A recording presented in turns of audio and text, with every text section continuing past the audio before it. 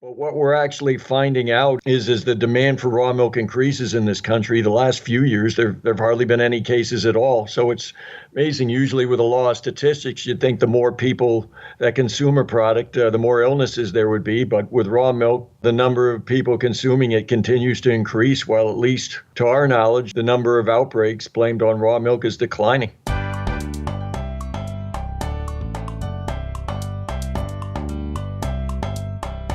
Welcome to the Wise Traditions Podcast, sponsored by the Weston A. Price Foundation for Wise Traditions in Food, Farming, and the Healing Arts.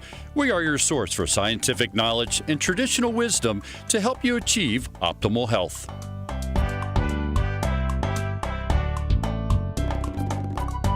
I'm your host, Hilda Labrada Gore. This is episode 104, and my guest is Pete Kennedy. Pete is a lawyer with a history of defending farmers' rights. He is a longtime advocate for farming and real milk, and he has close ties with the Farm to Consumer Legal Defense Fund and the Weston A. Price Foundation. Both organizations hold firmly to the belief that consumers have every right to decide what they want to eat or drink, and that they deserve the freedom to make that choice. Both advocate that freedom when it comes to raw milk, which is currently legal in 43 states. Our goal is for it to become legal to sell and consume it in all 50 states, of course. In today's conversation, we'll discuss the history of the raw milk movement, how we plan to approach the 7 outlying states, and what we are going to do once raw milk is legal everywhere. Besides celebrate, I mean. You will be intrigued and enthralled by our conversation. And we'll cue it up in just a moment, but first we want to thank our sponsors. Defender Shield. Protect yourself and your family from EMF radiation from cell phones, laptops, tablets, iPads, and more. Visit DefenderShield.com. And Be the Wellness. Personal coaching that is training for the adventure of life. Go to BeTheWellness.com.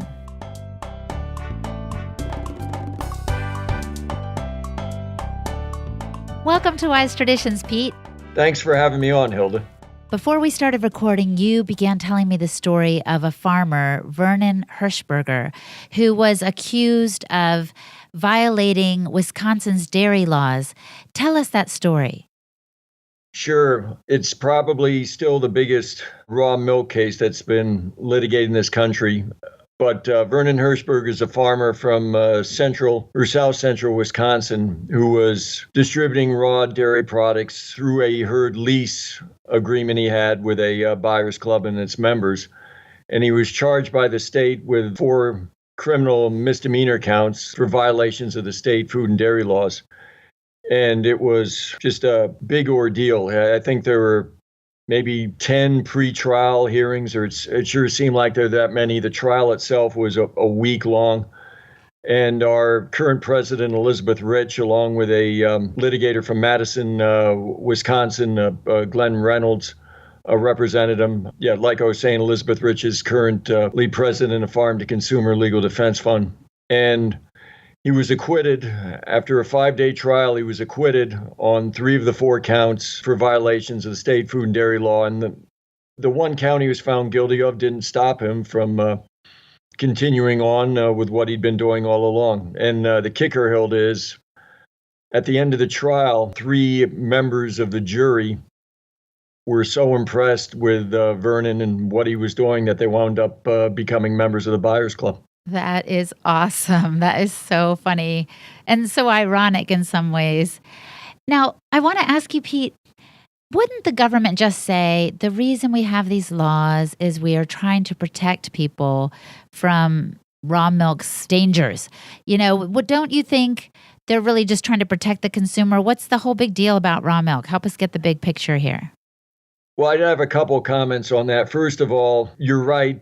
These agencies use the excuse that they're protecting the public health, or the rationale that they're protecting the public health. But really what these laws are that prohibit raw milk distribution in reality are just business protection laws disguised as public health laws. I mean, they're mainly there to protect the profits of the dairy industry. I've worked on, some foodborne illness cases where raw milk was accused of making people sick. And there have been times that's been true, even though a great majority of times it is not. But what we're actually finding out is as the demand for raw milk increases in this country, the last few years, there have hardly been any cases at all. So it's amazing. Usually with the law of statistics, you'd think the more people that consume a product, the more illnesses there would be. But with raw milk, the number of people consuming it continues to increase, while at least to our knowledge, the number of outbreaks blamed on raw milk is declining. So somebody doesn't want the competition that the farmers providing the raw milk is going to bring. Yes, and they really need to stop picking on raw milk and just fixing their own house. Just the demand for pasteurized milk goes down every year in this country. That is fascinating. Yeah, they've resorted to gimmicks or just measures such as putting, I don't know if they're actually doing it, but a few years ago they wanted to make conventional milk products with aspartame as an ingredient in them. But they're really not helping themselves with the way they're trying to revive their own industry. Wow. So speaking of revival, I want to hear what and who has been behind this push for raw milk becoming legal across the United States. What I'm trying to get at is I understand that it is legal in 43 of the 50 states. Now, how did we get to where we are today? Well, I don't think there's any doubt about it. The greatest raw milk advocacy organization is the Weston Price Foundation. And as part of that, just the startup of the foundation, I believe, it was late 90s, but Sally Fallon started up this campaign for real milk. I didn't start working on raw milk issues to a few years later, but from what I understand, there were 26 states where raw milk distribution was legal in, I think it was 1999 when the foundation started the campaign for real milk. And today that number stands at 43. And Sally is always, one of her long-term goals has always been legal access in every state to raw milk. And that day is getting closer. It certainly is. And tell me, how did it happen? Were there stumbling blocks along the way in each state? What were some of the pivotal states that kind of turned the tide for us? Well, Sally, as you know, in addition to founding Weston Price, more than anyone else is responsible for starting up the Farm to Consumer Legal Defense Fund. And the main reason she did that during the time, the Legal Defense Fund's official launch was July 4th, 2007. And the main reason she did that was these different enforcement actions she saw around the country against raw milk producers. And the Legal Defense Fund actually had some momentum going in because right around that time, shortly before it started operations, there was a major herd share case in Ohio where this Ohio court basically ruled that herd shares were legal. Gary Cox, who was the general counsel of the Legal Defense Fund for about 9 years, was the attorney in that case. And then there was another case in Michigan. The Department of Agriculture there raided this manager of a food buyers club, just pulled over his truck right on the highway, threw out thousands of dollars of raw milk, raided his farm. And there was such an outcry against what they did, but it didn't happen right away. But eventually, some months later, they just changed their policy to allow raw milk distribution through these herd share and herd lease agreements. And a few years after that, they made it official by issuing this written policy that those agreements were legal. So those were two big states that made it easier for us to get underway because that's where there were major enforcement actions. And then just the Legal Defense Fund in the beginning years of its operation litigated a lot more raw milk cases than it does today. And especially with we had a member, Alvin Schlangen, who had a buyers club in Minnesota. In 2012, he was charged with several counts for violating their state food and dairy law, and he was acquitted on all 3 counts. And the Weston Price, he had a lot of Weston Price customers, and they definitely, I think, made a difference in the trial because the judge actually commented on, there were a lot of mothers in there with young children. The judge commented during the middle of the trial on how well behaved they were. Oh, that is awesome. Yeah, I think the jury was kind of wondering, what are we doing here? These look like upstanding citizens. Why is this case before us? But anyway, he was acquitted. And then with the Hirschberger case in Wisconsin, it directly affected Wisconsin only, but it seemed like after that, There's still occasional enforcement action against a raw milk producer, but not as many as there once were. Now, I can tell you're a lawyer because you keep using that term enforcement action, but to me, that kind of almost sounds like sugarcoating it. Like enforcement action to me sounds a little vague, but it seems to imply some really excessive force that's being used by the government. Would you say that is true? Well, a layman's term for enforcement action could be raid. Yeah. There were, Vernon Hershberger was raided several times. Alvin Schlangen was raided a couple times. And yeah, they'd confiscate thousands of dollars of product. I mean, there was actually a famous raid out in a buyer's club in Los Angeles about 6 years ago, where the police came in at gunpoint, waving their weapons around at just a bunch of nonviolent, peaceful members of a buyer's club. So it seemed like they got some bad intel before they raided the place. Yeah. And help me understand, why would they pour out, not just confiscate, but like waste? I've seen video footage of this, wasting the milk and pouring it onto the ground. What justification is there for that? Well, they say it's an illegal product. I mean, they claim it's dangerous. The legal term used in these states where the sale isn't allowed is adulterated, where when you look and see how so many people from drinking that product has helped their health, your reaction is, well, you could have fooled me. It doesn't seem adulterated. Well, I did want to ask you that when you were talking about the young moms in the courtroom, and I was thinking about how they are looking out for their kids. What is it about raw milk that raises people's energy and gets them fighting for it? What is it about it? What properties does it contain that people seem to be looking for? Well, I'm not a scientist. I mean, it has a number of vitamins, just that Sally Fallon, I think, would say, are minerals that are destroyed by pasteurization. I guess the one obvious one is calcium, because the conventional dairy industry actually does a test, I think they call it a phosphatase test, to see if the milk has been adequately pasteurized. And the phosphatase test measures the level of calcium, I guess. So if there's any calcium in it, and that might not be exactly right, but it's something to that effect. If there's any level of calcium in it, it hasn't been adequately pasteurized. Right, right. And I hear what you're saying. There are a whole bunch of things. I've seen presentations that Sally has given and understand that pasteurization, while it might get rid of some bad bacteria, is killing all kinds of good stuff that's in this living food. And so suddenly the pasteurized milk on the store shelf is a dead product as opposed to a living product, which it once was. Right. And I think if you tested some of that pasteurized milk on the stores, you'd find some pretty high bacteria counts of the bad bacteria too. But they don't do that, as with raw milk. If it's a licensed dairy, they usually, they do testing. They would not do with pasteurized milk. They don't test for pathogens with pasteurized milk like they do with raw milk. And well, that doesn't seem quite fair, does it? Well, it's all part of the industry. But what the industry has done was, about 45 or 50 years ago, there were 600,000 dairies in this country. Today, there might be 50,000. I think it's probably less than that.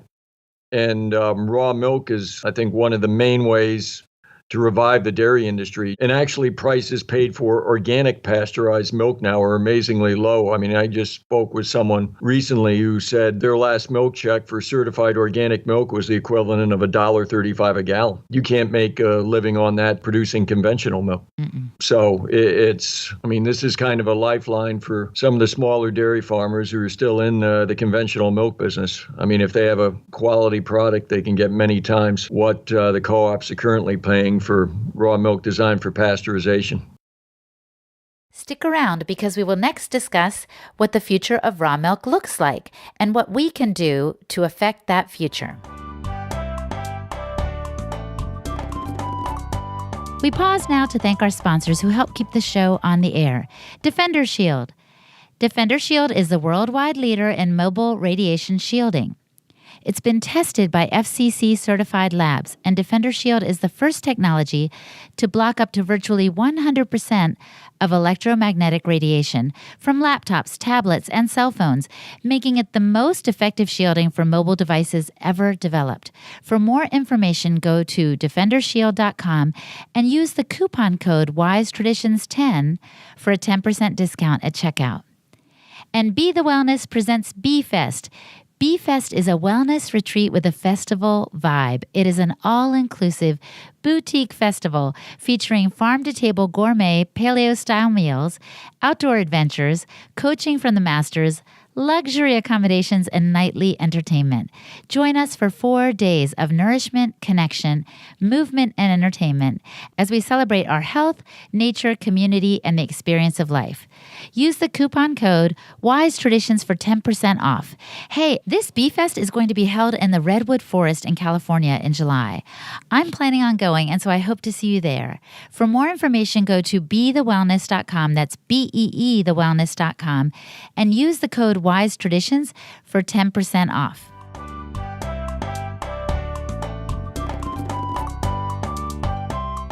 So I want to pivot a little bit here and just ask you about strategies that people use to get milk.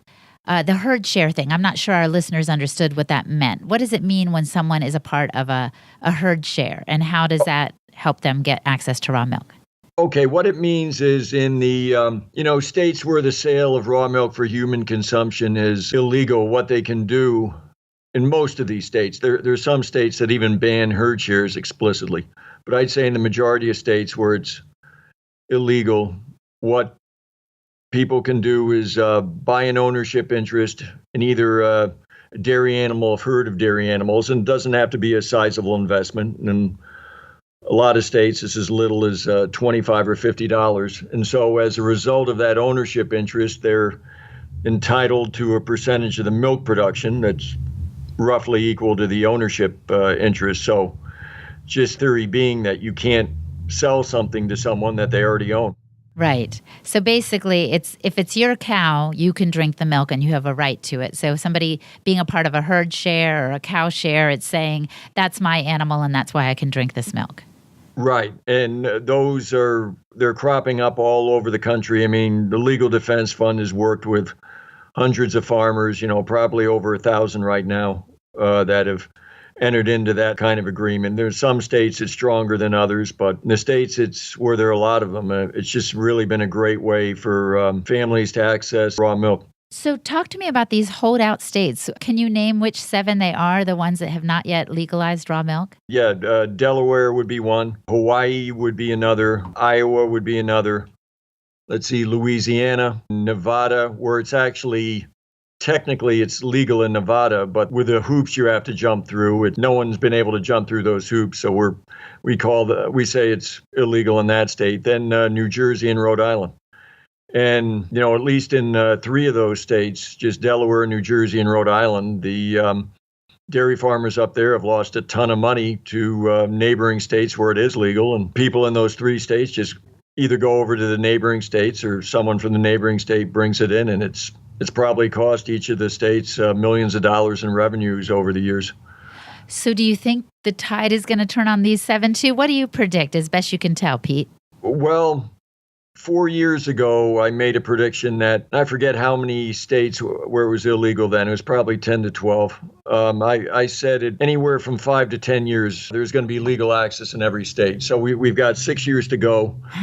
Right now, I think you chip away. I mean, this year was Montana.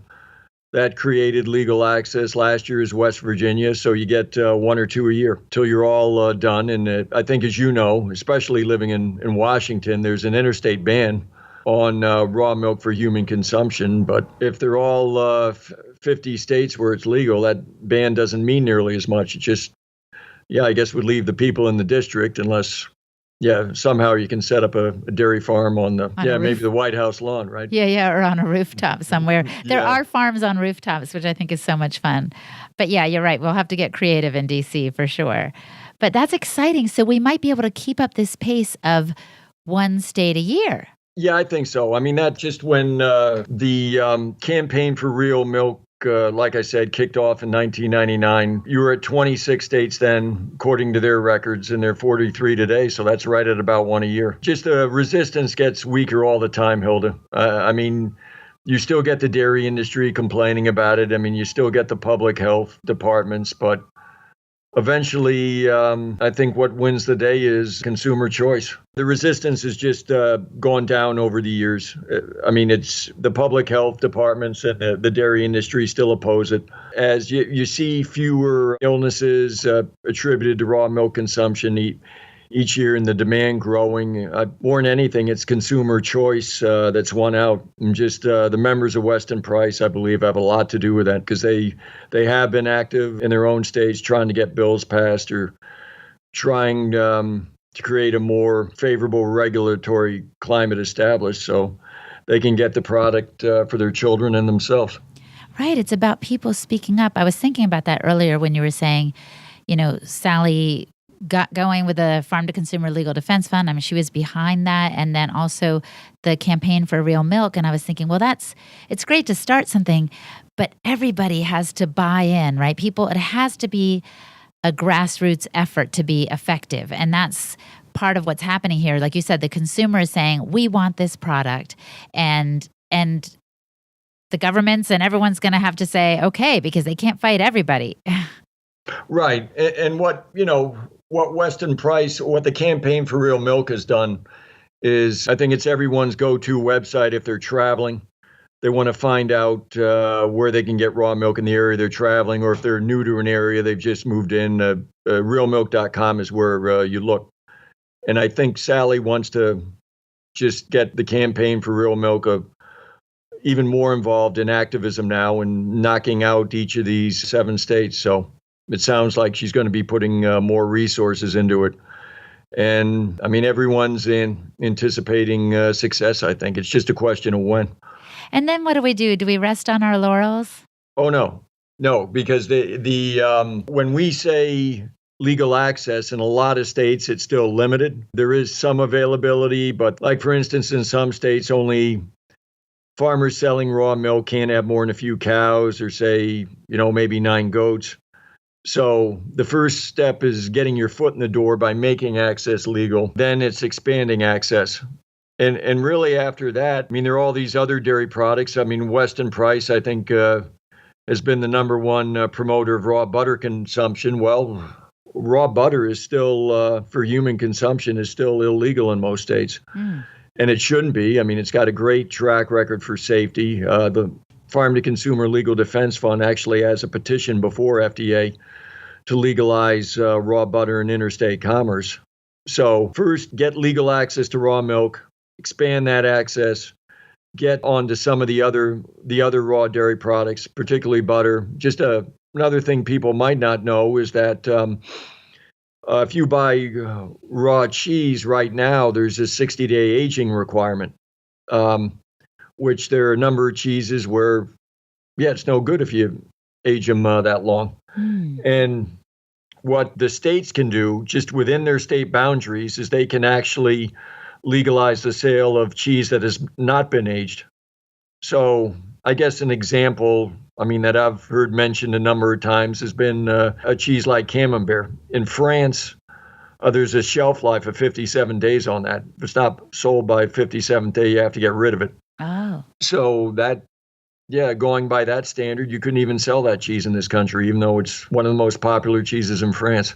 So that's something we're going to have to. So butter and cheese could be next on the list. Yeah, possibly. But also, I'd say cream is only legal in maybe 12, 15 states right now. I mean, yogurt's only legal in a handful of states. You're kidding me. And when I say that, I just mean, it's something you can buy direct from a farmer. With a lot of these states that have legalized raw milk distribution through herd shares, you can distribute these dairy products. But in the states where, say, raw milk is legal to sell, usually it's not legal to sell the other products. Wow, this is mind-blowing. So if the listener is like, okay, this is something I'm passionate about. I want to get access to raw milk, or I want to help defend our right to raw butter and raw cheese. What should they do, Pete? Well, I think for starters, they can join Weston Price, because Weston Price will be supporting efforts in these 7 states. They can also join the Farm to Consumer Legal Defense Fund, where, if need be, they'll be there to litigate cases. And, also work on, just other matters related to raw milk, short of litigation, which will be able to change the laws or create more favorable interpretation of the laws that are on the books right now. So, and then the other thing is just, become part of the political process. You do make a difference. Just from what we've seen, the legislators are going to pay more attention to consumers than farmers on passing raw milk legislation because there's strength in numbers. One farmer might have a couple hundred consumers as customers. Mm-hmm. Yeah, and that's, like you said, the people in the courtroom were impacting the judge and the jury because they were looking at these, like you said, upstanding citizens, realizing these kids are well behaved and nourished, so there's nothing to fear here. And if people are willing to take the risk, quote unquote, that they may see with raw milk, then let them have at it, right? So thank you for these action tips. I want to ask you the question I ask all my guests here at the end. If the listener could only do one thing to improve their health, what would you recommend that they do? I would say, just from my standpoint, join Weston Price and the Farm to Consumer Legal Defense Fund. Because if you don't have legal access to the healthy food, it's going to be much more difficult to feed your family the foods you want them to have. Good point. Well, thank you so much, Pete, for the time today. I really enjoyed our conversation. All right, Hilda, take care. My guest today was Pete Kennedy. For more on the raw milk movement, go to realmilk.com. And for the show notes in their entirety, including highlights from this podcast and resources mentioned, go to westonaprice.org, click on the podcast page, and look for the show notes for episode 104. Hey, and a big thank you to Podcast Village. I can never thank them enough. Charlie Burney and his team are awesome at what they do. They are pros when it comes to training, producing, and promoting shows. Check them out at podcastvillage.com.